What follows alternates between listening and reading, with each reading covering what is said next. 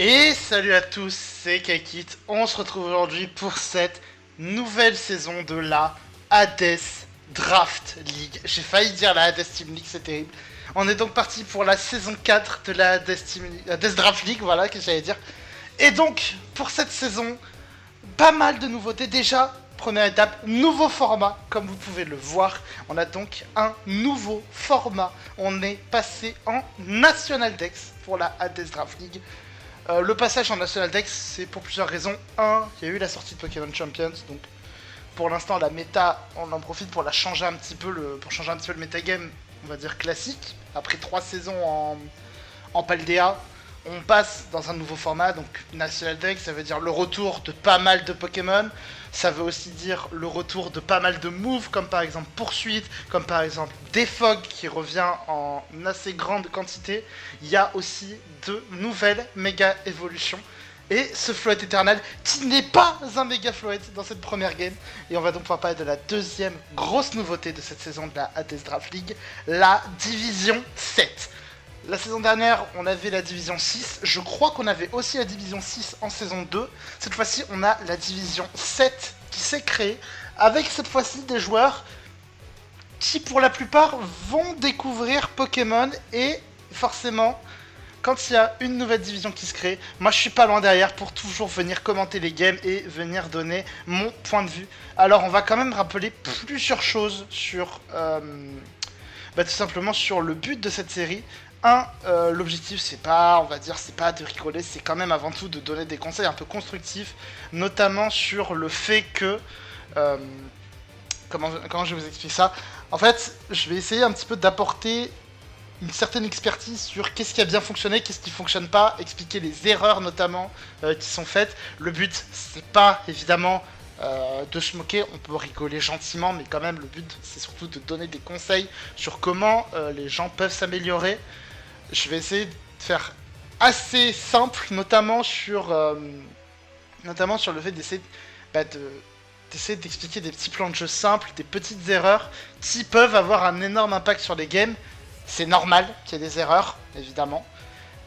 Et dernière chose, je ne prétends pas avoir la vérité absolue. Dans le sens où je vais donner mon avis. Il y en a beaucoup qui seraient sûrement pas d'accord avec ce que je vais dire dans la vidéo. Et ben c'est ok. Si jamais vous n'êtes pas d'accord, juste on en discute en commentaire, ou alors vous m'envoyez des MP si jamais vous n'êtes pas d'accord. Si jamais il me manque des informations, par exemple, je pense au niveau du build, n'hésitez pas à m'en parler tout simplement. Vous m'envoyez un petit MP, il n'y aura pas de souci là-dessus. Pour cette saison, je vais parler un petit peu des deux divisions. Je vais parler un peu de division 6 et division 7. En général, c'est là où j'essaie de faire mes vidéos pour justement donner des conseils pour que les gens puissent essayer de s'améliorer. Pour ce premier épisode, je vais me focus un petit peu plus sur la division 7. Et on va commencer tout de suite avec donc Ikra contre 3 petits points. Alors, petit rappel, j'ai dit c'est du National Dex, il n'y a pas de Terra Crystal, il n'y a pas de Z-Move, il n'y a pas de puissance cachée. Ça fait partie des choses qui sont forcément à noter. Ça veut dire que ce Mega Scizor qui est ici présent, ce Mega Scizor, il va faire très mal. Il va faire très mal parce qu'il n'a pas les puissances cachées feu pour venir l'emmerder. On a donc du côté donc, de Ikra, donc le Jancy qui de mémoire est méga.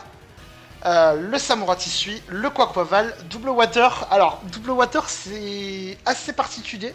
C'est pas mauvais Double Water, mais le problème c'est que c'est un Double Water, on va dire, assez similaire.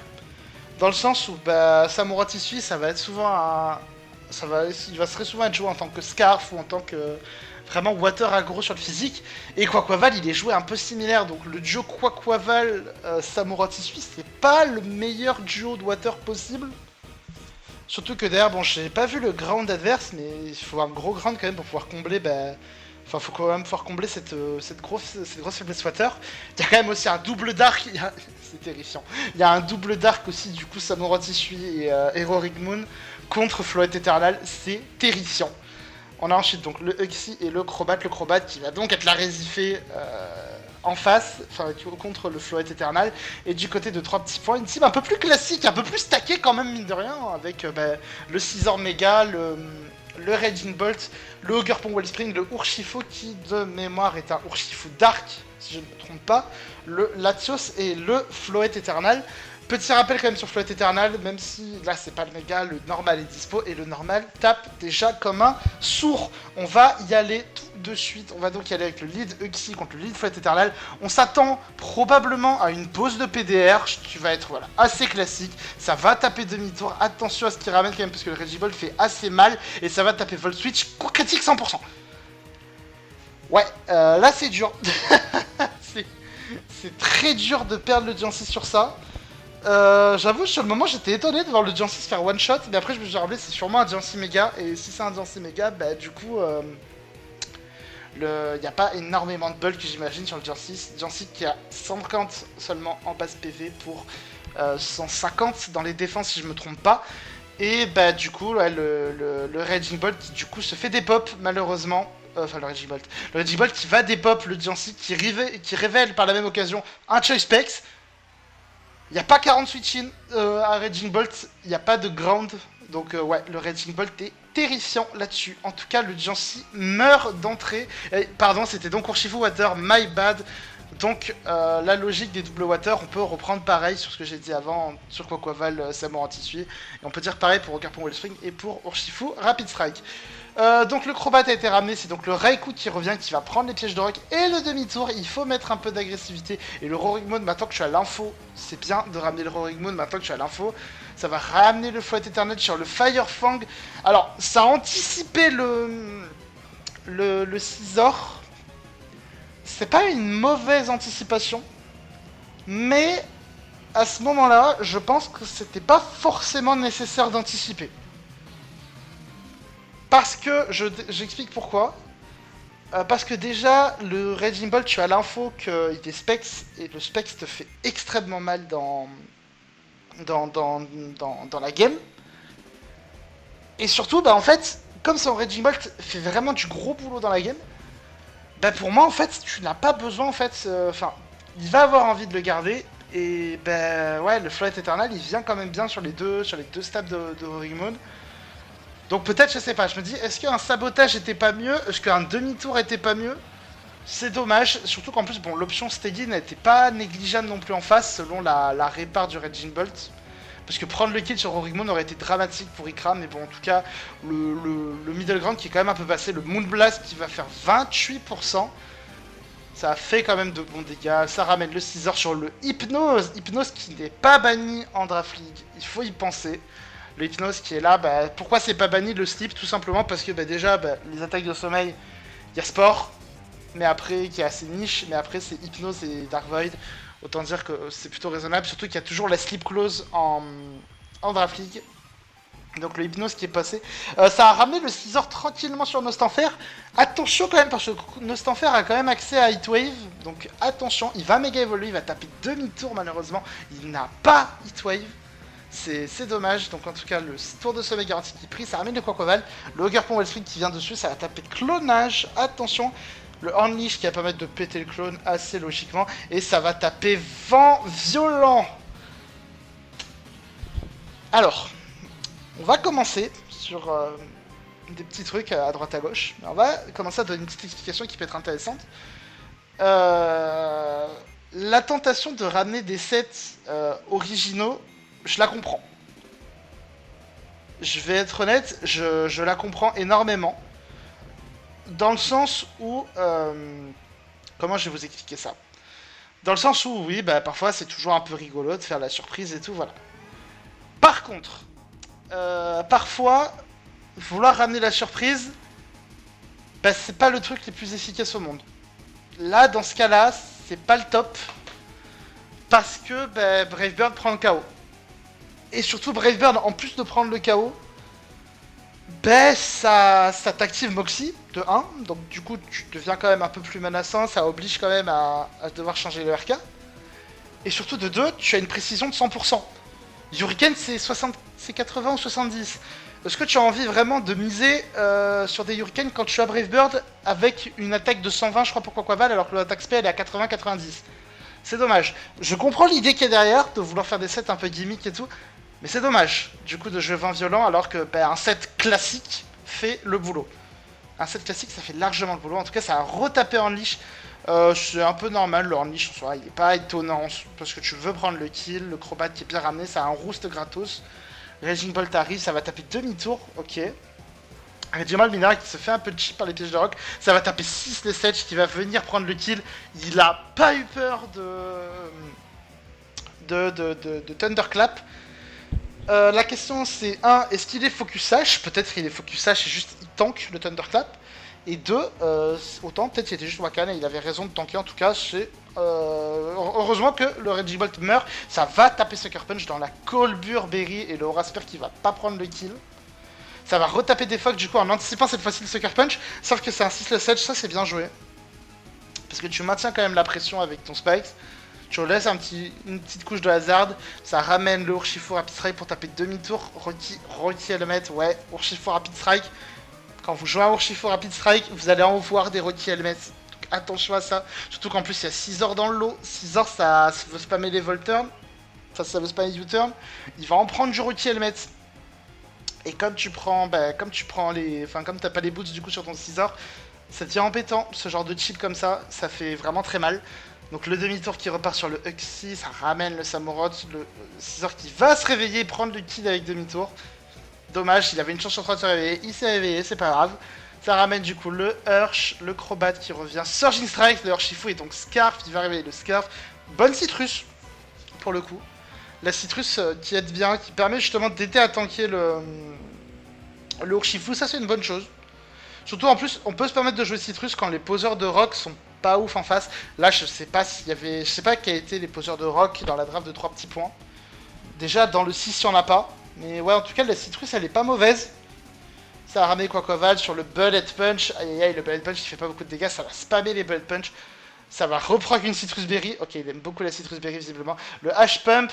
Et là, c'est un peu dommage parce que je crois que je vais juste revoir le tour d'avant. Ouais, c'est dommage parce qu'en fait, la Citrus Berry te met hors de la range de Torrent. Je spoil un peu qu'il est Torrent, mais bon, quand je vois qu'il a H-Pump en violent, je m'attends pas à ce qu'il ait Moxie, on va être honnête. Là, ça te met hors range de Torrent, et du coup, tu n'as pas le KO sur ce Poké, sur le Scizor. C'est un peu dommage, mais bon, voilà, le H-Pump qui a été reveal, d'ailleurs, on n'en parle pas. Mais bon, bref, en tout cas, le Bullet Punch, et ça a tapé Clonage, le clone qui va tanker, du coup, le move. Et ça va taper quand même la Cryopirouette. Il a quand même une Cryopirouette pour taper un peu sur le physique, c'est ça qui est marrant, ça va prendre le kill sur le Hogger Point avec la Cryopirouette. Voilà, ça prend le kill, et là il reste que Floette. Franchement, on se dit bon, la game est pas trop mal gérée, il craque, il fait une bonne game dans l'ensemble, ça va aller sur le Hexy, et j'aime pas ce play. Il va se faire punir instant, et là, pendant que je vous laisse la fin de la game, on va devoir parler de ce play tout simplement. On va commencer avec une des leçons qui est très importante et c'est cette game qui va permettre de la donner en fait cette leçon.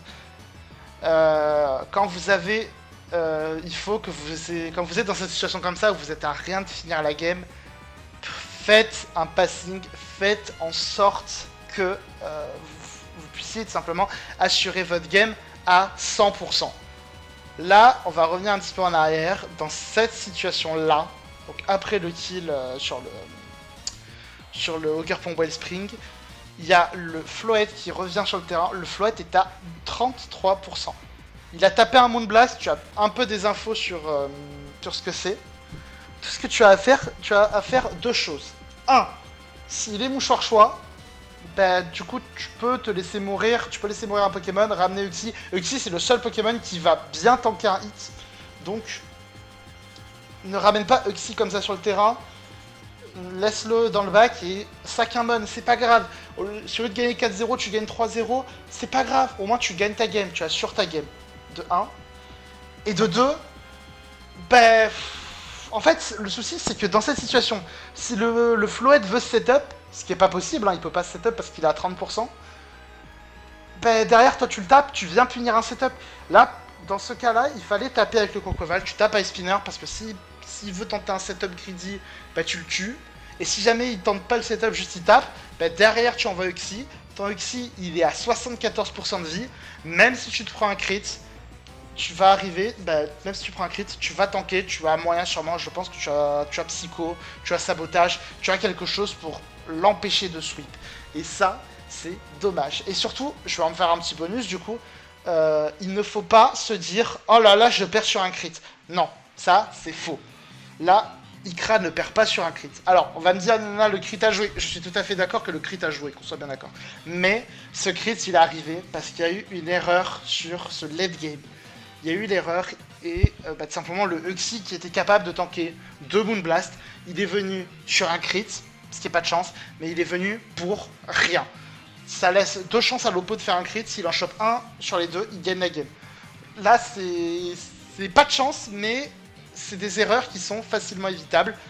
Sac le Cocoaval était le play. Tu sacs le Cocoaval, tu ramènes Uxie, tu fais soit Psycho pour prendre le kill, soit tu fais Sabotage.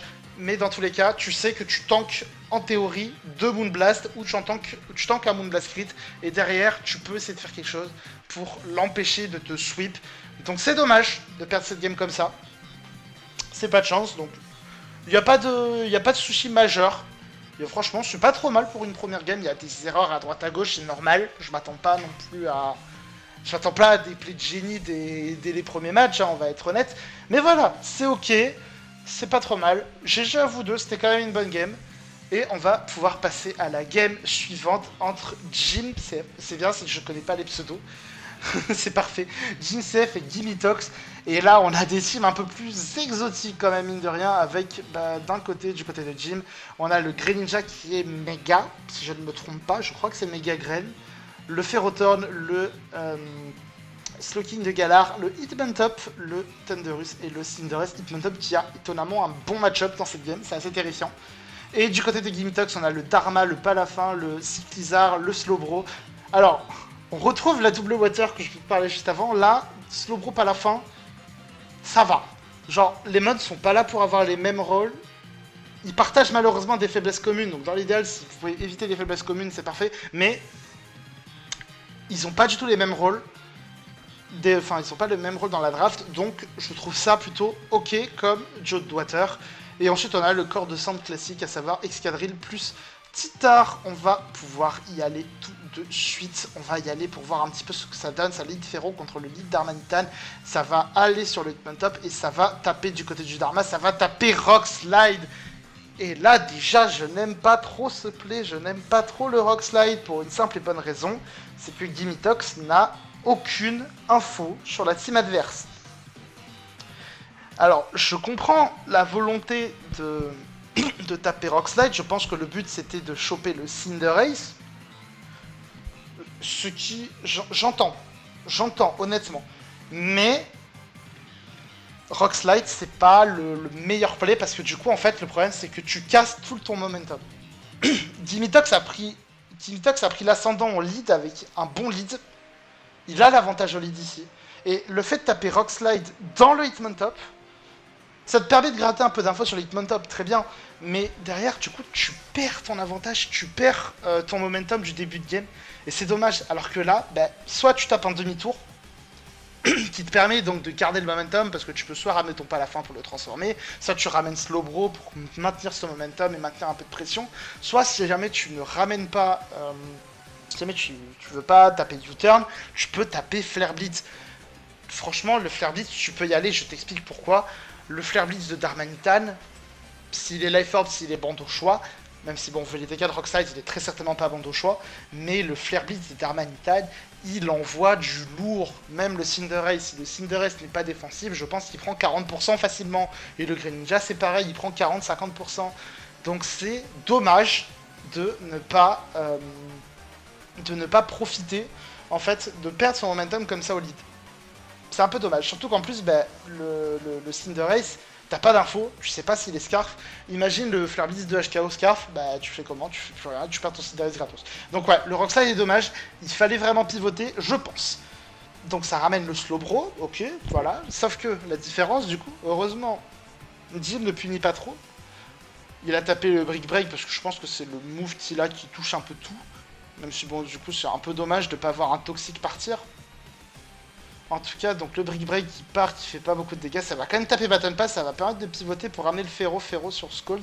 Alors, petite précision concernant Baton Pass, si jamais vous avez peut-être pas vu les règles en entier, Baton Pass n'est pas banni. Baton Pass, vous n'avez pas le droit de passer des boosts Vous n'avez pas le droit des chaînes de relais, vous n'avez pas le droit de passer des boosts de stats.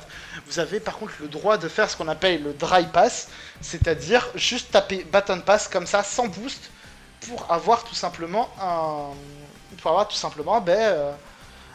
move de pivot, qui s'utilise comme téléport, comme plein de choses. La différence près, c'est que si jamais vous prenez Intimidate, vous prenez un drop, bah, du coup le drop est passé, et ça compte pas évidemment comme une cassure du dry pass. Mais voilà, juste baton pass est autorisé en dry pass. Donc sans boost, sans rien. Même sans clone, que dalle.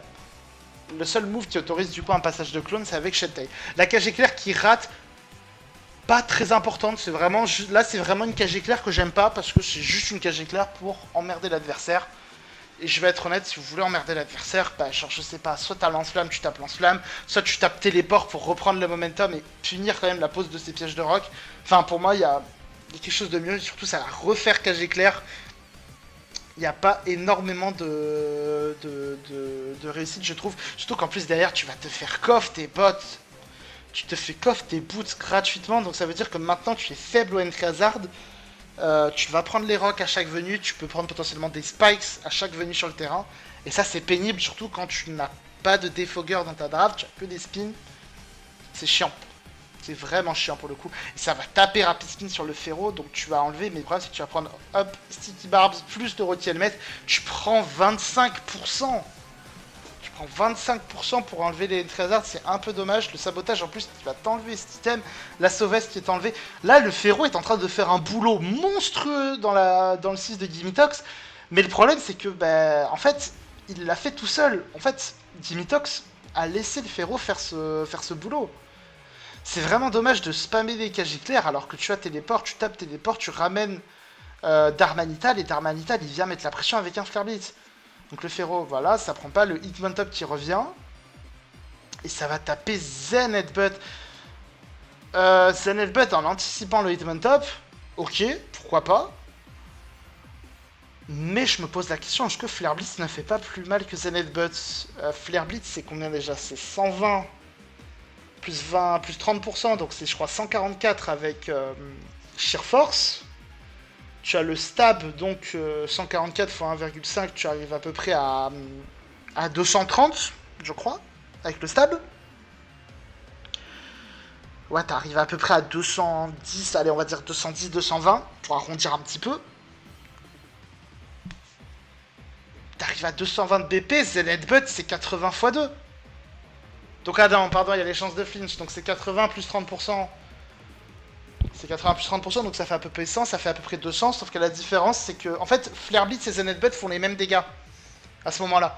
Et si jamais les maths, c'est pas forcément votre point fort, utilisez le calc. Utilisez le calculateur de Pokémon Showdown, il vous donnera la réponse, mais Zen Headbutt et Flare Blitz font les mêmes dégâts, donc autant peut-être taper l'option qui couvre le maximum de play adverse.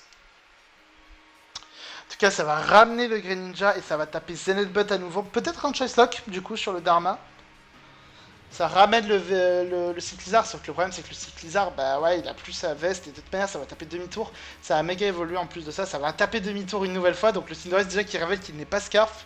C'est toujours intéressant à prendre. Ça va taper demi-tour, ça va faire 58%, ça fait mal.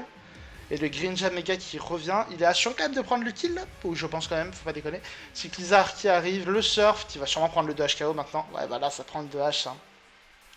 Ça prend le 2H, c'est un peu dommage. Et ça va en plus taper demi-tour dans la foulée. Donc là, ouais, le Greninja qui va partir, le Hitman Top qui revient. Il y a un bon spot pour Dharma. Ça ramène le Palafin. C'est vrai qu'il faut transformer le Palafin. Donc heureusement qu'il transforme le Palafin. Ça va taper Flifter dans le Ferro. Alors... Nouveau truc, Ferrothorn, c'est très bien pour casser le momentum adverse parce que ça a son talent, ça a épine de fer, ça a accès au casque brut. Le casque brut est extrêmement fort sur Noacier. Ça vient énormément punir le pivoting adverse, surtout que là, quand même, le pivoting, il y a quand même du coup 3 utilisateurs de U-turn en face, donc c'est plutôt rentable. Gimmitox, tu as l'info que le Noacier a son rôti helmet, que le Noacier a les épines de fer. Tu as l'info. Donc c'est dommage de taper flip turn alors que tu sais très bien que le Ferro il va venir. Tu le sais. Donc ça ramène le Excadrill, pas de Darmanitan encore une fois. Ça va taper dans Slam sur le Ferro. Tu le tues pas. Et ça va taper, ça va switcher en... Waouh, waouh, waouh, waouh, waouh, waouh. Donc du coup... déjà, le choix de ramener Excadrill sur Ferro était assez douteux parce qu'il y avait quand même Dharma qui menaçait énormément. Et surtout que là, en plus, le Flare Blitz, il allait pouvoir être gratos parce que le Greninja, il est quand même à 89%, donc il en tank pas deux. Si jamais t'es Scar, tu le dépasses, tu le tues. Cinderace est à 90%, je pense pas qu'il en tank deux non plus. Hitmontop est à 40%, donc il ne vient pas. Donc là, il y a un spot incroyable pour Darmanitan. Tu ramènes Ferro, enfin tu ramènes Excadrill très bien. Mais en plus, tu vas taper dans Slam sur la pose de Vampigren pour switch out. Pourquoi? Pourquoi? Pourquoi? Je sais pas. En tout cas, du coup, ça ramène le Hitmontop et du coup, le Dharma, il a rien. Donc ça va taper demi-tour. Toujours pas de Flare Blitz. S'il te plaît, tape un Flare Blitz. Baton Pass, ça ramène le Ferro. Là, je veux un téléport. Ça va taper téléport sur la place des pièges de rock. Ça ramène le Dharma sur les pièges de rock. C'est un peu dommage. Et là, enfin, des moments de Flare Blitz. Oui. Voilà. On y va. On envoie. Problème, c'est Greninja Mega qui revient. Et tes Scarf. Voilà. Ah, c'est dommage. Le Dharma avait un bon match-up. Le Dharma Scarf, c'est vraiment dommage. En plus, tu perds le Scarf sur le Greninja. Maintenant, il faut pas te rater avec ta Sand. Parce que si jamais tu te rates avec ta Sand, Greninja, il termine la game derrière. Ça va ramener le Ferro. Drain Punch qui va faire de bons dégâts. Mais pas de Protective Pads. Pas de Punching Glove. Malheureusement, sur ce, pas à la fin. Donc ça va prendre les dégâts. Tout le reste, il a quoi comme item? Je sais pas du tout ce qu'il a comme item. 38%. Ok. C'est un peu dommage de pas avoir ce genre de set. Je sais pas ce qu'il avait. Ça ramène le Thunderous. Tu peux ramener Star gratos. Ouais, attention quand même, Thunderous a beaucoup de move combat dans son moveset. Il a Focus Blast, il a Super Power aussi. En tout cas, c'est Focus Blast qui est tapé et qui est raté. Ça va te ramener. Ok, ça tape demi-tour. Sur la pose des pièges de rock. Ouais. Et ça va ensuite. Hard, le Slowbro, le problème c'est qu'il y a un Chili Reception qui veut partir. Ouais, voilà. Ah, c'est dur. C'est dur, c'est dur. Et le Slowbro qui va mourir du T-Bolt. Et ouais, je pense que ça va être une fin de game, en tout cas pour Gimmitox. Je vois pas trop comment il remonte ça. Demi-tour qui vient prendre le kill et le Slowbro qui est là justement pour enlever la Sand une dernière fois. Le Excadrill, il faut profiter de ta Sand au maximum, j'ai envie de te dire. Le Q sur la Shuka, malheureusement, ouais, non, là c'est dur. Et le Chili qui va venir enlever la Sand, et avec la Sand, c'est donc les derniers espoirs de Gimmitox qui vont s'envoler. C'est donc une victoire de Jims, je crois que c'est Jims, je sais plus. En tout cas, c'est donc une victoire de Jims sur le score de 4-0 face à Gimmitox. C'est dommage, c'est vraiment dommage, parce que je pense que sur le papier, le build est ok du côté de Gimmitox, mais il y a beaucoup d'erreurs in-game.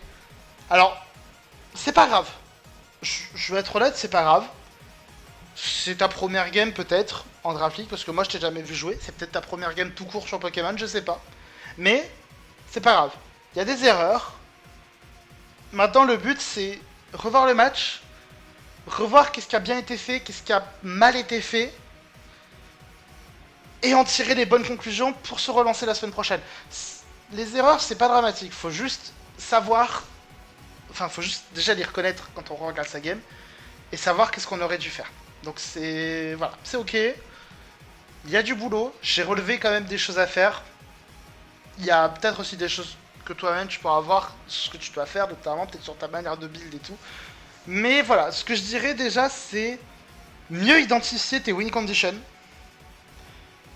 Genre, le Darmanitan avait un énorme spot dans le match-up. Et fallait vraiment essayer d'en abuser. Fallait vraiment essayer de péter le core dev de Jims. Parce que tu pètes le core dev de Jims. Je pense notamment, tu pètes ce Ferrothorn, tu le pètes beaucoup plus tôt. La game, c'est pas la même. Parce que déjà, t'as pas la pression des hazards. Ton pas à la fin, ton Cyclizard, tu peux essayer de maintenir un semblant de momentum sans pour autant te faire punir par du Volturn. Et je pense notamment que Excadrill peut faire très très mal à Gimitox parce que c'est Hitmontop qui allait devoir gérer et Hitmontop il tient pas sur la durée. Donc ouais, c'est vraiment dommage pour le coup parce que je pense que la game était à ta portée, mais bon, c'est pas grave. La semaine prochaine, tu te referas, j'en suis certain. On enchaîne avec la dernière game que je veux voir entre Totu et Nyx. J'adore vos pseudos, les gars. Franchement, je connais rien, je connais pas vos pseudos, mais bon, c'est pas grave. On a donc, je crois que c'est une draft Mega Starmie pour Nyx. Hein. Nyx qui a Mega Starmie, il y a un Urshifu. On a vu le Rapid Strike avant, donc normalement, cette fois, c'est bien le Single Strike, le Thunderous Incarnate, le Goldengo, le Clodsire et le Dodden Sparks. Du côté de Totu, c'est donc le Great Tusk, le Zeraora, le Mega Frostlass très certainement, le Tapu Fini, le Jirachi et le Hydreigon. On va voir un petit peu la puissance peut-être de Mega Starmie. C'est Renouveau Monster, pardon, c'est Renouveau Monster, donc je vais dire Renouveau, ce sera plus simple. En tout cas, ça a lead Goldengo pour taper un bon gros mec qui traîne des familles, ça fait plaisir. Peut-être mon choix pour le lead, mais bon, c'est pas grave. Ça ramène le Dodden Sparks, ça active Rattled pour avoir un petit boost en speed. Le Rôti le mettre, qui fait pas plaisir, le Hydreigon qui est déjà quasiment mort. Le Great Tusk qui est très menaçant, il va falloir le gérer. Rapid Spin malheureusement qui part dans le vide et ça va double du côté de Nyx. Par contre ça va taper Headlong Rush, il le sait qu'il le tank. Ok, on va revenir dans l'ordre. Donc déjà Rapid Spin, je trouve un peu dommage sur Rapid Spin parce que bah t'as un spot pour taper et juste tape en fait, au global.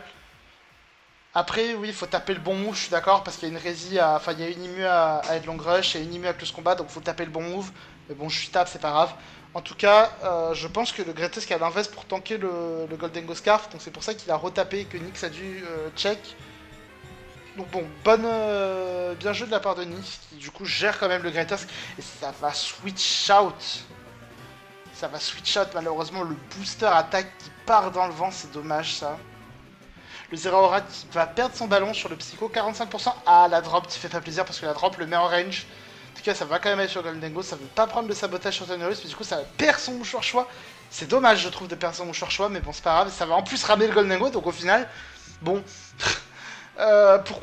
Pourquoi perdre le mouchoir choix si c'est pour derrière switch out? Bon, ça sert un peu à rien, c'est dommage. Juste reste avec Thunderous et claim ton kill. Hein. T'as la drop en SPDF, profite. Hein. Profite de la drop en SPDF, c'est dommage en tout cas, parce que du coup tu perds ton scab gratuitement, mais bon, au moins tu prends le kill. Mais Thunderous ça fait 80% et Goldengo a pris 50%. Ça va taper le Dark Pulse sur le Jirachi 55% et ça va choper le flinch. C'est un peu plaisant quand même de voir le Jirachi bouffer son flinch dans ses dents. Ça fait un peu plaisir quand même, mine de rien. Mais sinon, dans le cas contraire, ça avance quand même la game, parce que du coup le Jirachi va mourir tout simplement. Et ça va ramener le Mega Frostlass. Pourquoi ne pas l'avoir ramené plus tôt? Je pose la question, pourquoi ne pas avoir ramené le Mega Frostlass plutôt? Le Mega Frostlass, tu menaces le Thunderous et tu pars pas ton Jirachi bêtement. Alors il y a le flinch, je suis d'accord, mais pareil, comme la game 1, il y a un axe, mais le axe ça aurait pu être largement évité, et c'est vraiment dommage ça. Du coup le Frostlass qui vient prendre le kill, ça ramène le Urshifu Dark, cette fois ça va péter le screen. Ça va double sur Goldengo, ok. Et ça va taper Make It Rain, aïe aïe aïe, le Tusk qui dépasse pas de base Goldengo. Ok, et de Longrage qui va venir prendre ce kill. Ça ramène le Mega Starmie, ça va aller sur Tapu Fini qui devrait quand même bien gérer, je pense, dans l'ensemble. Le Mega Starmie, liquidation, ça fait 14%. La drop de Dev qui fait pas plaisir, mais ça a pris le Rocky. Psycho Cut, 68%, ça tue pas. La Shadow Ball, aïe aïe aïe, la Shadow Ball qui prend pas le kill. Et parce que Mega Starmie, c'est quand même très bulky, faut pas oublier ça. Par contre, c'est une petite taille entre les deux. Et c'est le Mega Starmie qui va gagner la speed taille. Aïe. Ça ramène le Urshifu, ça tape le Shadow Ball. Et le Urshifu qui est Scarf ou pas? Non, pas de Scarf, ça va taper le Voloro. Ça va poser un Trailblaze. Ah, ça va finir la game. Ça va finir la game, c'est dommage. Acrobatie, 0. Il a toujours son item. Bah oui, il a toujours son item. Donc attention au spin. Attention au River Sweep. Il est quoi comme item? Il est Chopple, j'imagine? Pour taper des acrobaties. Dans ce cas-là, si... Ouais, oh, il est Chopple, vraiment. Ok, bon, heureusement, ça a pris le kill. Bah, du coup, en vrai... fallait taper des close combats, hein, Nyx. Fallait pas taper acrobatie, hein, parce qu'attends, acrobatie, c'est 55. C'est 110. Close combat, c'est 180. Donc c'est dommage du coup de juste pas taper des close combats. Là c'est dommage de taper le move super efficace alors que là tu tapes close combat, tu fais plus de dégâts. Bon, tu le tuais pas pour autant, mais... Tu fais plus mal, quoi. C'est dommage, autant faire le maximum de dégâts. Et attention au Great Tusk. Hein. Désolé, Spars qui arrive, ça tank. Non, mais il va prendre le coup de Rocky. Oh, le crit qui fait... Ah, il est pas Rocky, pardon. Mais le crit qui fait pas plaisir. Le crit sur la Chopper qui fait pas plaisir du tout. Le Headlong Rush. La Shuka. Putain, il avait que des baies. Il avait toutes les baies de la terre. Et ça va taper le counter. Et ça va gagner cette game. Parce que le E-Dragon... À moins que le E-Dragon soit Scarf. Non, il est dense, Draco. Mais il a de quoi tuer. Ouais, il a de quoi tuer. C'est dommage. C'est dommage pour Renouveau Monster. Ouais, il y a des petites erreurs des deux côtés pour le coup, il y a quand même des petites erreurs. Je pense à ce Jirachi qui meurt un petit peu pour rien. C'est vraiment dommage, autant en profiter pour prendre ce kill. Et ouais, bon, le Great Tusk a peut-être été un peu mal géré, mais bon, c'est pas grave, ça reste une bonne game dans l'ensemble. GG à tous les deux et on va s'arrêter là je pense pour cette première vidéo. On va se retrouver la semaine prochaine pour la week 2 où là peut-être je parlerai un peu de D6 et de D7. Là je voulais surtout faire une vidéo D7 pour montrer que bah, mine de rien il y a quand même des bonnes choses. Il y a des choses à revoir, c'est normal, mais il y a quand même de bonnes choses à faire dans vos games. Donc j'ai hâte de voir un petit peu tout ça, hâte de voir un petit peu comment ça va évoluer. En tout cas, si la vidéo vous a plu, n'hésitez pas à commenter, liker et compagnie. Vous connaissez la chanson à force. C'était KaiKids. Ciao tout le monde.